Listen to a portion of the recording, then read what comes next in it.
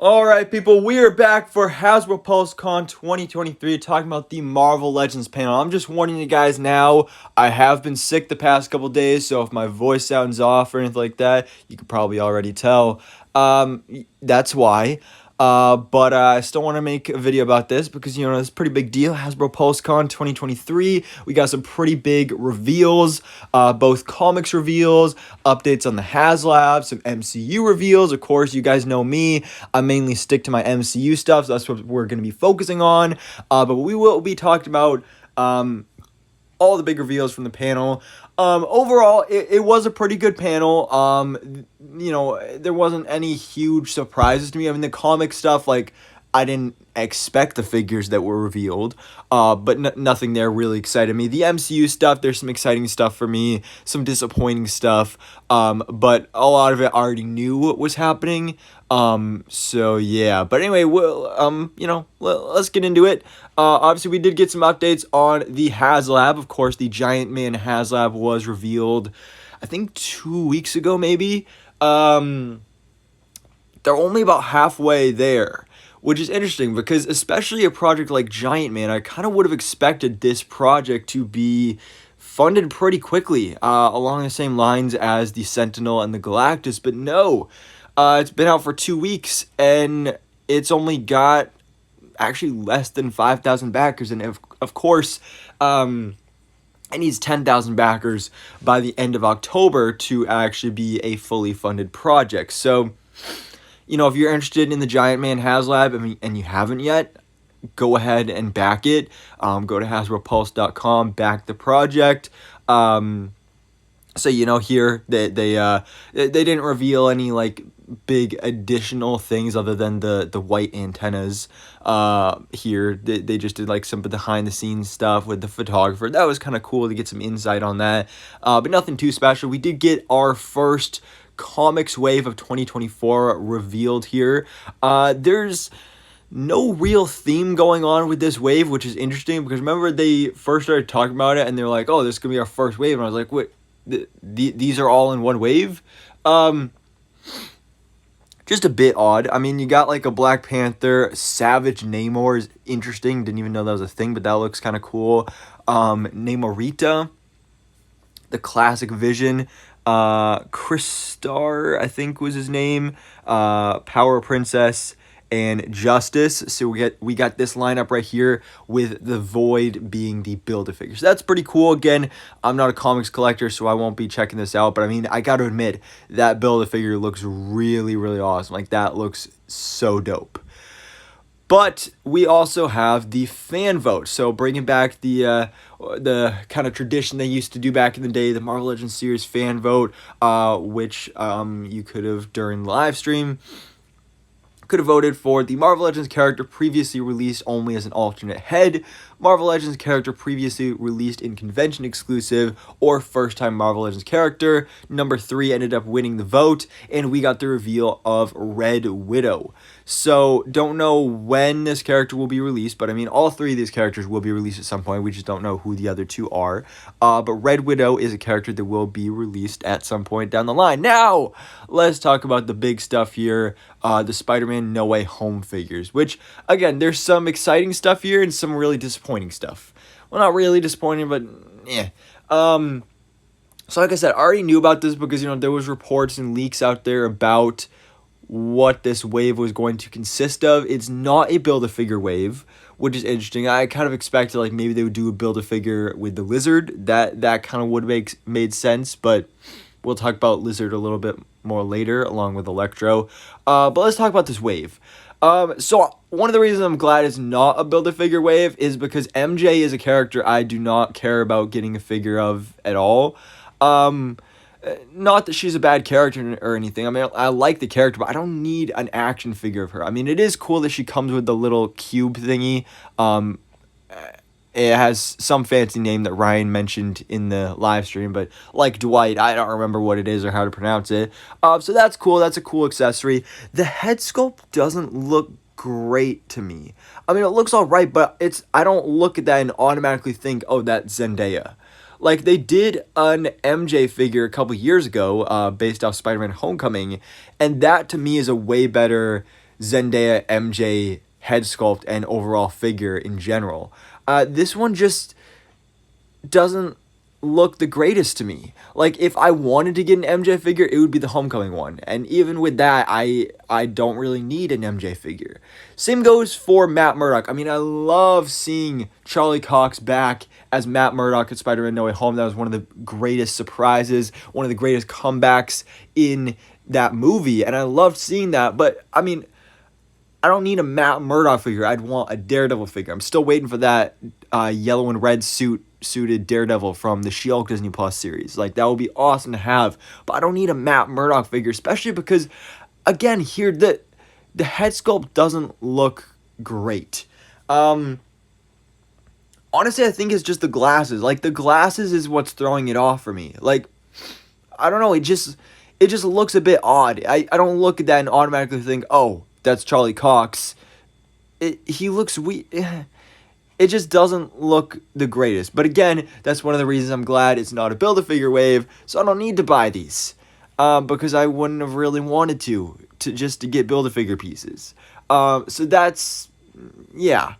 Then we have our Sandman, which Sandman, I'm still disappointed that in the movie he was just in CGI sand form the whole film. That's of course because Thomas Hayden Church could not be on set during the filming of the movie. He just did the voiceover, which that's all right. I mean, that's highly understandable. It's perfectly okay, understandable excuse. So that, that design is just because that's what he looked like in the movie. But, this is actually a pretty good figure, especially compared to these first two. This is the best looking figure so far. Yes, it's pretty plain. It's just all one color. He's just completely sand. But the sculpt looks pretty good. Especially the head sculpt in particular actually looks like, that looks exactly like Thomas Hayden Church, to be completely honest. It's kind of sad that this sand head sculpt of Thomas Hayden Church looks more like the actor than the Charlie Cox and Zendaya head sculpts do. But I also love the accessories, the embiggened hands. I think that's a really cool effect. I think that's really awesome. Again, would I have preferred the green shirt pants design of Sandman? Yes, but that's not what was in the movie. So this I'm completely okay with, and I'm really excited for this figure. But then we get to our Spider-Man. So of course they did release the three Spider-Men together in that 3-pack on HasbroPulse.com a couple years ago, without the unmasked head sculpts, and now apparently they got the likeness right, so we now have the unmasked head sculpts. Glad I waited out on these. These look pretty good. I mean, the Tobey figure in particular, I still have an issue with the mask. Something about the eyes just looks off to me, and it always did in that original 3-pack release. It doesn't look much better here, but I'm willing to overlook it. The Tobey head sculpt looks, it looks like Tom Maguire, so that's good. Something about the hair, I don't know, I feel like there's not enough hair going on there. I have that same complaint with a couple other figures here as well. But of course, still, I'm going to get it because, it's Tobey Maguire Spider-Man. Andrew Garfield Spider-Man, probably the best reveal here. Yes, again, it's basically, it's a re-release from the 3-pack, but I didn't get the 3-pack. And he does have the unmasked head sculpt here as well, which looks very accurate. That looks just like Andrew Garfield, so that looks awesome. Andrew Garfield is my favorite Spider-Man, so I'm really excited for this figure right here. What I don't get, though, why is this being released as the Amazing Spider-Man 2 figure? Like, all these other characters were in other movies. Like, this Tobey Maguire Spider-Man figure could be released as a Spider-Man figure, or a Spider-Man 2 figure, or a Spider-Man 3 figure. But it's marketed under No Way Home. But why is this Andrew Garfield one marketed as the Amazing Spider-Man 2? Especially when this head sculpt is very clearly, specifically, a No Way Home head sculpt. Like, that's his hair and that's his design from No Way Home, not from the Amazing Spider-Man 2. So I don't get that. That part to me doesn't really completely make sense. But whatever, I guess. I'm just a little confused by that. Oh, this is beautiful right here. The ending final swing suit for Tom Holland's Spider-Man. This is one of the most beautiful live action suits I've ever seen, and I'm so excited to get this in Marvel Legends action figure form. This looks so good. I love the bright blue on here. We have, oh wow, the beautiful sculpted web lines on here actually included. I love the bright red. I love, again, just a beautiful suit. So I'm so excited to get an action figure of this. So this full wave is going up for pre-order today at 5 o'clock p.m. Eastern Standard Time. I believe at 4 p.m. for Pulse members. So there's that. Again, you know, you could see the noticeable difference right here. Like, what's the point of putting all these under No Way Home except for the Andrew Garfield one? I don't really get that. But yeah, so I'll be getting all of these except the MJ and the Matt Murdock. And then we do, of course, again, it leaves us with the question of where's Electro, especially like if you're going to give us MJ or Matt Murdock, like those are two spots that either one of those could be easily replaced with an Electro and or a Lizard. But, you know, Dwight and the rest of the team, they did tease that, you know, later on down the line, we will get those two. So that's promising, I guess. But, I mean, especially such a beautiful Electro design right here. Why would you not prioritize that over an MJ figure? Especially one that doesn't look that good. But of course, we do have our Green Goblin, which, my God, is a beautiful looking figure as well. This was leaked a couple days ago. Honestly, it looked better in the leaked photos of the packaging than in these actual product shots here. But this is a great looking figure. Of course, it's a deluxe figure. Man, the detail on this sculpt is great. Super accurate, super well done Willem Dafoe head sculpt there. He comes with the glider, the flight stand. I love that he has the actual Goblin mask as well. I'd like to see what that looks like with the Goblin mask and then the hood over it. That would be a really cool comics accurate looking Green Goblin right there. I love that. I think that's great to see. Again, super great Willem Dafoe head sculpt right there. I love that. We do also have the Doc Ock as well, which was teased at Comic-Con with a tentacle reveal.